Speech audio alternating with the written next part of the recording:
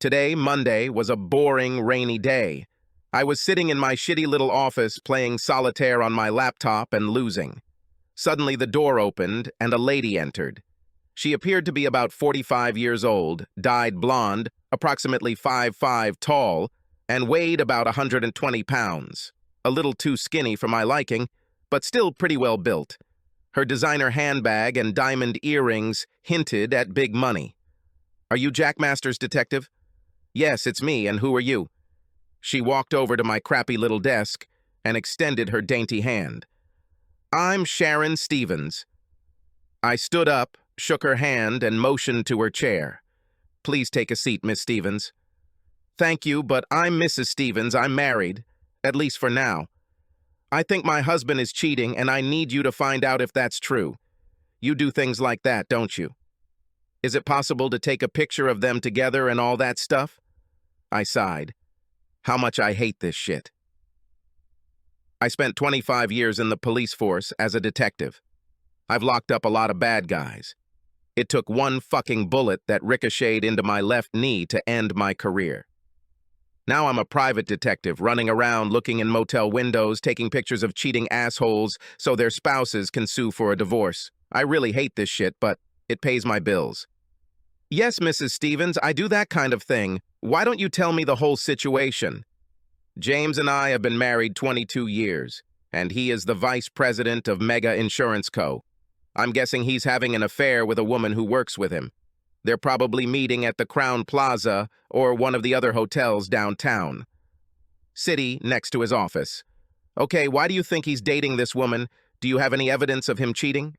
"No, it's not completely proof. He's just become very distant and acting strange. We rarely have sex, which is not at all like him. And finally, 2 weeks ago, I found a receipt from a jewelry store in his shirt pocket. A receipt for the purchase of a beautiful bracelet, but he did not give it to me. After that, I became suspicious and checked his credit card statements. They showed payment for hotel stays for each of the last 3 Wednesdays. But why would he? Needed. He can't pay for meetings with clients. He has a company card to pay for them. He's home every Wednesday night, so why did he have to pay for the hotel? So you think he might be seeing some lady every Wednesday afternoon, right? And you want me to take pictures of him cheating? Yes, we have a prenup, and if I have evidence of cheating, I will destroy him. He will be an ass, living on the streets." "Okay, Mrs. Stevens, I'll follow him this Wednesday and see what he's up to. If he has another woman, I'll give you the evidence you need to pin him down." She smiled brightly at me and stood up. I also stood up. Our meeting was over. "I brought $1,000 in cash. Will that be enough to start your investigation?" "Of course. Everything is in order. I will call you on Thursday with a preliminary report." She placed the money on the table, turned, and strutted out of my office, swaying her hips exaggeratedly. Hey, maybe she didn't see the gold ring on my finger, or maybe she didn't care. Maybe she's just preparing for the moment when her divorce becomes final. Who knows? On Wednesday, I got to Crown Plaza at 11:30. I chose it because it was the closest hotel to the building where her husband worked, and it was raining again. I thrust a 50-kopeck piece into the hand of the girl behind the counter and asked what room my brother, James Stevens, had reserved. She stared at me for a moment, then looked down at the $50 and sighed. Taking a notepad, she wrote, "Room 704, tore off the paper and handed it to me. I smiled, bowed my head in gratitude, and walked through the lobby to the free coffee counter. I sipped my coffee and studied the photograph Mrs. Stevens had given me. Then he settled down in the lobby, from where the elevators were clearly visible. At 12:10, James Stevens came in and headed straight towards them. This told me that his girlfriend must have received the key earlier and was already in the room. I watched the elevator doors close and then checked the floor sign to make sure Stevens got off on the 7th floor. After waiting 5 minutes, I packed my small gym bag, then took the elevator to the 8th floor. Then he left, went to the door to the landing, and went down to the 7th floor. Carefully opening the door a few inches, he looked out into the corridor. Finding that the corridor was empty, he approached the door of room 704. Leaning my head against the door, I heard muffled voices through the heavy door. As quietly as I could, I pulled out my snake camera and tried to slide it under the door. Shit! She can't fit under it. He grabbed the pry bar and carefully pushed it under the door. Using my knee, I applied a little pressure to lift the door slightly. Bingo. The camera slid under the door and entered the room. I studied the screen, moving the camera further into the room. It took a few moments for the autofocus to show a clear image of the bed. I focused on capturing Steven's face in my video, and once I was sure I had a clear shot of him, I focused on his date, who was already on top of him. Suddenly, my stomach dropped and I almost dropped the equipment. The camera perfectly showed the small butterfly tattoo on her shoulder, leaving no doubt as to the identity of the cheating bitch. Crap! How could she do this? I loved this woman for almost 20 years. Her betrayal was like a knife in my stomach. I fought against the bile that threatened to burst out of my throat. Taking a few deep breaths, I tried to calm down. Damn it! I pulled myself together. I have a fucking job to do. I knew I had to get a good video to satisfy Mrs. Stevens' demands for annulment of her prenuptial agreement. I forced myself to look at the cheating woman again. These movements allowed me to glimpse a face, destroying any remaining doubts about her identity and crushing my soul. I fought with rage, with an almost overwhelming desire to get up, kick down the fucking door, and end this nightmare. Then he slowly pulled the snake camera back into the hallway and removed his knee from the pry bar. Having collected all my things, I returned to the door to the landing. I stuck a small wedge into the door to hold it open just enough to see down the hall. He leaned heavily against the doorframe, too exhausted to lift his head. A cascade of emotions washed over me, red-hot, intense anger, paralyzing pain, soul-crushing disgust. Then the haunting, unanswered questions repeated in my head. Why? How could she do this? How long does this last? I shook my head. I'm a professional. I need to finish the job. I forced myself to focus on Stevens and gather the evidence Sharon needed to nail his slippery ass to the wall. 15 minutes later, a smiling James Stevens emerged from room 704. He looked around the lobby, straightened his tie, and headed toward the elevators. As soon as the elevator began to descend, I hurried down the corridor and stopped in front of room 704. At first, I raised my hand to knock, then I changed my mind and simply leaned against the wall opposite the door. A few minutes later, the adulterous woman of easy virtue opened the door. She looked up and saw me, screamed, and slammed the door. I knocked. Gail, open the damn door. After a few moments, she slowly opened it. Her face was streaked with tears.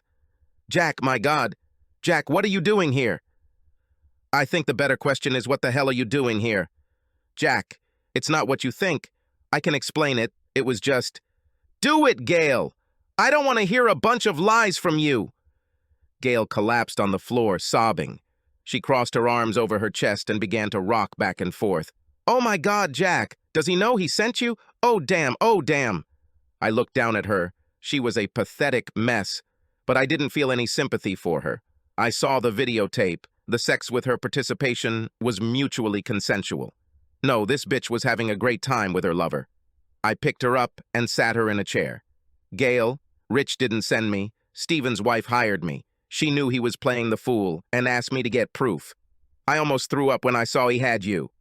Oh God, Jack, what are you going to do? If you tell Rich, he'll be crushed. Please, Jack, you don't have to tell him, you just don't. Gail, I love you with all my heart.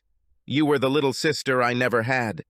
When my brother got married, I was so excited to welcome you into our family. You two have been a big part of my life for almost 20 years. Oh my God, Gail. You're the godmother of my children. How the hell could you give up all that to mess with some idiot like Stevens? No, Jack, no, please. You don't have to tell him. Please, Jack, I'm begging you. Please don't tell him. No, Gail, I'm not going to tell him anything. That's what you're for, and you'll do it before the end of the weekend. If you don't tell him by Monday, I'll show him the damn video. Oh God, Jack. He shouldn't see me like this. No, please, Jack. I promise I'll tell him. Please don't ever let him see me with Stevens. Please, Jack. Please. I picked Gail up and walked her to the car. She said she was going to stop her workday and go home to wait for Rich to arrive. She also promised that she Would tell my little brother everything she did, and I promised that he would never see this video. I went back to my office and looked at the evidence I had obtained for Sharon Stevens. Then I used a special app I bought to blur out the brief glimpse of Gail's face. Sharon just needed to prove that James was fooling around. She didn't need to identify his mistress to invoke the prenuptial agreement. Late Sunday night, I received a text from Rich asking if we could talk. I called him. "Hey bro, how are you doing?" "Hey Jackie, I was wondering if you mind if I crash at your place for a few days?" Of course, little brother. What's going on?" Gail admitted she had a short fling with some guy. She says it's over and swears it will never happen again. I want to believe her, but damn, man, I don't know if I can. Will I ever forgive her? Rich, you know I love you and I love Gail too. I'm always on your side, no matter what you decide. Thanks, Jack. Damn, what would you do if it was Amy? Rich, I pray to God that I never have to make that decision. I love Amy with all my heart, just as I'm sure you love Gail, but I don't know what I would do if she cheated. Yes, I still love Gail, and I truly believe that she still loves me. I just don't know what to do. Rich, I'm your big brother, but I'm not going to dictate to you. You have to look deep into your heart and do what's best for you in the long run. Thanks, brother. I promised Gail I'd talk to her again this evening. I'll call you if I get around to coming. That evening, no one called me. I think Rich and Gail decided to try to work things out. I make no judgment on my brother's decision. This is his life, his decision. I'm pretty sure my decision wouldn't have been the same, but it's easy to tell when it hasn't actually happened to you. That night in bed, holding Amy, I asked her if she was happy with our life. Jack, I love you with all my heart. I love the life we've created together. Is there a reason you're asking me this? No, I just want to make sure I'm not missing anything. I want you to be happy with me, because I can't imagine myself being happier than with you. Oh, good answer. I think you're getting smarter every day. Now shut up and kiss me. Subscribe to our channel so that your second chaff doesn't cheat on you, and go ahead and listen to the next story, because this story is nothing compared to the next one. If you're under 18, don't even think about listening to the next one.